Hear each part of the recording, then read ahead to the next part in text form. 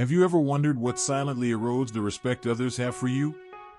These aren't just minor quirks, they're habits that can quietly sabotage your reputation and strain your relationships. You might think everyone has bad habits, and you're right. But today, we're diving into 4 particularly destructive behaviors that can dismantle friendships and professional bonds in the blink of an eye. Now, this isn't just about pointing fingers. I'm sharing this because I've been there myself. I've made these mistakes, felt the sting of losing respect, and learned some hard lessons along the way. These stories are raw, but I believe in the power of honesty. By recognizing these habits and working to overcome them, we can start living a life filled with dignity and respect. We'll also explore wisdom from the ancient philosophy of Stoicism, which offers timeless guidance for cultivating inner peace, integrity, and resilience. So grab your coffee, settle in, and let's embark on this journey together. Ready? Let's dive in. Habit 1. Gossiping. Let's get real about gossiping.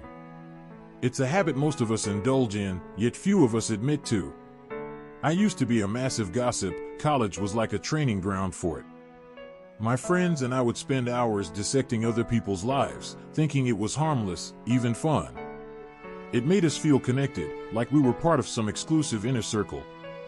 But gossiping is far from harmless. It's a toxic habit that destroys trust and respect. Let me share a story I'm not proud of. There was a girl in our group, we'll call her Emily. She was different, introverted, and didn't always fit in. One day, I found out she had a crush on a guy who, let's just say, was way out of her league. Instead of keeping it to myself, I shared it with my friends. We laughed about it, and soon enough, everyone knew. When Emily found out, the look on her face was heart-wrenching. She stopped hanging out with us and eventually left the group altogether.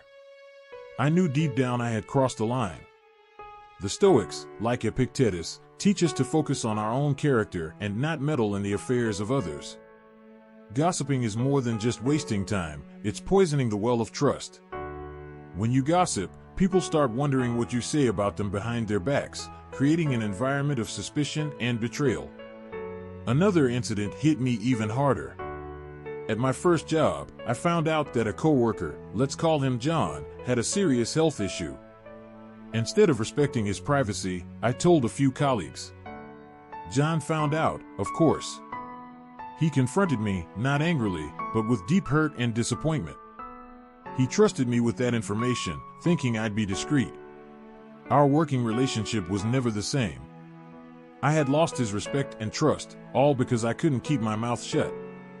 This experience taught me a crucial lesson: respect other people's privacy. Everyone has their battles, and turning someone's personal life into gossip not only disrespects them, but also reveals a lack of integrity in yourself. The Stoics believed in uplifting, constructive conversations. Instead of gossiping, focus on positive dialogue that builds people up rather than tears them down. Remember, if someone is willing to gossip to you, they're just as likely to gossip about you. Habit 2. Being unreliable. Next, let's talk about being unreliable. This one hits home for a lot of people, and it's a habit that can seriously erode respect. Reliability is the cornerstone of any relationship, personal or professional. If people can't count on you, they'll quickly lose respect for you. I've got a story about this one. In my early 20s, I was known among my friends as the flaky one. I'd make plans and then cancel at the last minute or just not show up at all. I thought it was no big deal, life is busy, right? But one incident really opened my eyes. A close friend of mine, Sarah, was throwing a birthday party. She had planned it for weeks, down to every detail. I promised I'd be there. But on the day of the party, I got caught up in something else and decided not to go. I didn't even bother to let her know until hours after the event had started. When I finally called her, I could hear the disappointment in her voice. She didn't say much, but I knew I'd let her down. Our friendship was never quite the same after that. She stopped inviting me to things, and we drifted apart. Being unreliable tells people that your word means nothing. If you say you'll do something, do it. If you promise to be somewhere, be there. It's about showing that you respect other people's time and effort. In my professional life, I learned this lesson the hard way too. Early in my career, I had a habit of overcommitting and underdelivering. I'd agree to take on projects and then miss deadlines, often without warning. I thought my charm and excuses would smooth things over, but my boss wasn't amused. During a performance review, she bluntly told me, "Your work is good when you do it, but your lack of reliability is a problem. People don't know if they can count on you." It was a harsh wake-up call. Reliability isn't just about showing up, it's about consistency and integrity. When you commit to something, you're putting your reputation on the line. Every time you flake out, you chip away at the trust others have in you. So how do we fix this? First, be honest with yourself about what you can and can't do. Don't overcommit. If you make a promise, keep it. Communicate proactively if something comes up and you can't follow through. Show that you value other people's time as much as your own. By being reliable, you earn the respect and trust of those around you. It's a simple but powerful way to strengthen your relationships and build a solid reputation. Habit 3. Interrupting others. This next habit is controversial because so many people do it without realizing it. But let's be real, constantly interrupting others is a huge sign of disrespect. It says, "What I have to say is more important than what you're saying." It's a habit that not only frustrates people but also makes them feel undervalued and unheard. I used to be a chronic interrupter. I thought it showed enthusiasm and intelligence.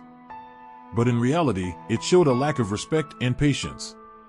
Here's a story that drove this point home for me. In one of my early jobs, I was part of a team that had weekly brainstorming sessions. I was eager to impress, so I constantly jump in with my ideas, often cutting people off mid-sentence. I thought I was being proactive, but my coworkers saw it differently. One day, during a particularly intense meeting, my manager stopped the discussion and addressed me directly. "You need to let people finish their thoughts," she said bluntly. "You're not listening, you're just waiting for your turn to speak." I was embarrassed, but it didn't end there. After the meeting, a colleague pulled me aside and said, "Do you even realize how dismissive you come across? It's like you think your ideas are the only ones that matter." That hit me hard. I didn't see myself as dismissive, but clearly, that's how I was perceived. Interrupting others is more than just rude, it shows a lack of self-control and respect. The Stoics valued listening and understanding over speaking. Seneca advises us to be patient and considerate in our conversations. I remember another incident vividly. I was out with friends at a bar, and one friend was sharing a deeply personal story about his struggles with anxiety. Halfway through, I jumped in with my own experience, thinking it would help him feel understood. Instead, he looked at me and said, "Can I finish?"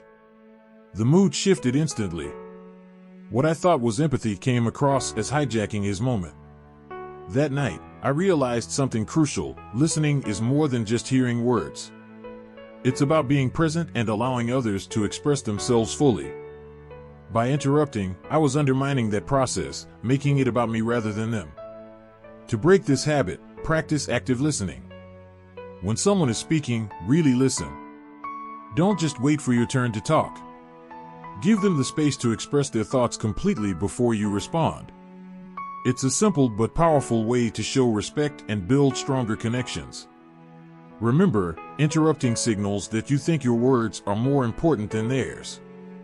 It's about valuing others' contributions and fostering an environment of mutual respect. The next time you're in a conversation, challenge yourself to truly listen. You might be surprised at how much more you learn and how much more respect you earn. Habit 4. Complaining. Finally, let's talk about complaining. Complaining is a habit that's not only annoying but also deeply corrosive. It's one thing to vent occasionally, but constant complaining can turn you into a negative force that people want to avoid.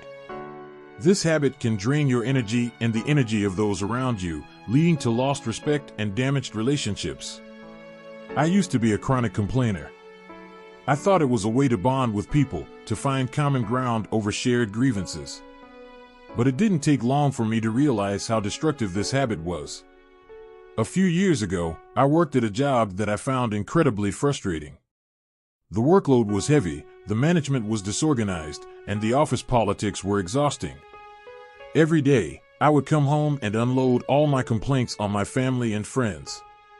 I thought I was just venting, but in reality, I was spreading negativity. One evening, my partner finally said, "Do you realize how much you complain? It's like every conversation we have is about how awful your day was. It's draining." That hit me hard. I hadn't realized how my constant complaining was affecting the people I cared about. Instead of being a source of support, I had become a source of negativity. Complaining not only brings down your mood, but also drags others into your negativity. Over time, people start to avoid you, not because they don't care, but because they don't want to be pulled into that negative energy. The Stoics teach us to focus on what we can control and accept what we cannot. Instead of complaining, they encourage us to find solutions or, if that's not possible, to change our perspective. Another moment of realization came at work. I noticed that I was being excluded from certain meetings and discussions. When I asked a colleague why, she said, "Honestly, we didn't invite you because you tend to bring a negative vibe. We needed the team to stay motivated, and we were worried you might dampen the mood." That was a wake-up call. I realized that my constant complaining was not only affecting my personal relationships, but also my professional reputation. I was seen as a complainer, someone who focused on problems rather than solutions. This was not how I wanted to be perceived. So, how do you break the habit of complaining? First, become aware of how often you complain. Pay attention to your words and your thoughts. When you catch yourself about to complain, pause and ask yourself, is this something I can change? If not, can I change the way I think about it? Shift your focus from the problem to the solution or, if there isn't one, to acceptance. Instead of complaining about the heavy workload, I started focusing on how I could manage my time better or find more efficient ways to complete tasks. When office politics got under my skin, I reminded myself that I couldn't control others' actions, but I could control how I responded to them. This shift in perspective not only improved my mood, but also made me more approachable and respected at work. Complaining is a habit that can sneak up on you, but it's one that can be changed with conscious effort. By focusing on solutions and maintaining a positive outlook, you not only improve your own well-being, but also earn the respect and admiration of those around you. Remember, everyone faces challenges, but how you choose to respond to them defines your character. We've covered a lot today: gossiping, being unreliable, interrupting others, and complaining. These are habits that many of us fall into, often without realizing the damage they can cause to our relationships and our reputation. But here's the good news: awareness is the first step to change. By recognizing these habits in ourselves and making a conscious effort to break them, we can start rebuilding the respect we might have lost.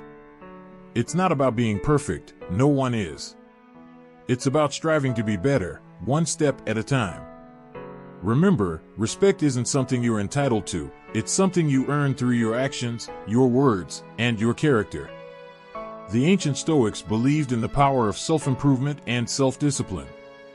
They taught that by focusing on our own behavior and striving to be the best version of ourselves, we could live a life of integrity, dignity, and respect. So, take these lessons to heart. Start today by being mindful of your words and actions. Replace gossip with positive conversation, be reliable and trustworthy, listen more than you speak, and focus on solutions rather than problems. It's not easy, but nothing worth having ever is. Thank you for joining me on this journey. I hope these insights have resonated with you as much as they have with me. Let's commit to living a life that commands respect, not through force or intimidation, but through the quiet strength of our character. Stay strong, stay mindful, and I'll see you in the next video.